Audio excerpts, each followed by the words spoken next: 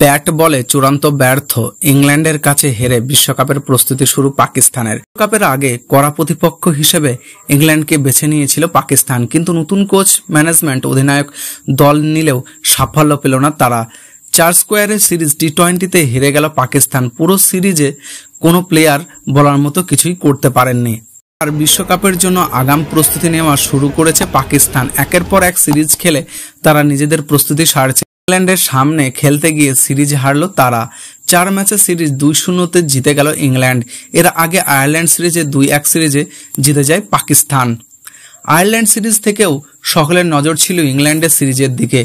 এর কারণ অবশ্য ইংল্যান্ডের ক্ষমতা, কারণ আয়ারল্যান্ডের মতো দলকেও সবসময় পাবে না পাকিস্তান এবং তাদের বড় দলের বিরুদ্ধে লড়াই করতে হবে। সেখানে ধাক্কা খেলো তারা। ইংল্যান্ডের মাটিতে প্রথম ম্যাচই ভেস্তে গিয়েছিল। এরপর দ্বিতীয় ম্যাচটা ইংল্যান্ড জিতে যায় 23 রানে, তৃতীয় ম্যাচেও ভেস্তে যায়, আর চতুর্থ ম্যাচটাও ইংল্যান্ড 7 উইকেটে জিতে যায়।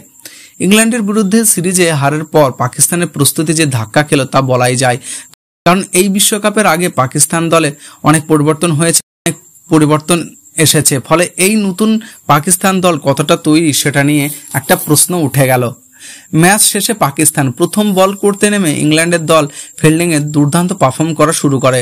বাবর আজম ও মোহাম্মদ রিজওয়ান শুরুতে 59 রানে পার্টনারশিপ তৈরি করলেও তা পর্যাপ্ত ছিল না। ইংল্যান্ডের বলাররা টানা চাপ দিতে থাকে পাকিস্তানের ব্যাটিংয়ের ওপর। জোফরে আচার বাবর আজমকে 36 রানে ফেরান। রশিদের বলে আউট হন মোহাম্মদ রিজওয়ান। সেই সময় থেকে পাকিস্তান দল একের পর এক উইকেট হারাতে থাকে। টানা উইকেট হারানোর পর আর ঘুরে দাঁড়াতে পারেনি পাকিস্তান। উসমান খান 21 বলে 38 রানের একটা ইনিংস খেলেন। পরে ওপেনিং জুটি বেঁধে কোনো জুটি টিকতে পারেনি। ফখর জামান করেন 9 রান।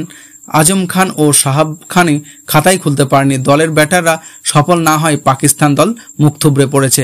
পাকিস্তানের 157 রানের জবাবে 27 বল বাকি থাকতেই তুলে নেয় ইংল্যান্ড। ফিল্ড সল্ট করেন 45 রান, জস বাটলার করেন 39 রান। মাত্র 3টি উইকেট হারিয়ে রান তুলে নেয় ইংল্যান্ড। পাকিস্তানের হয়ে 3টি উইকেট নেন হ্যারি রুইফ।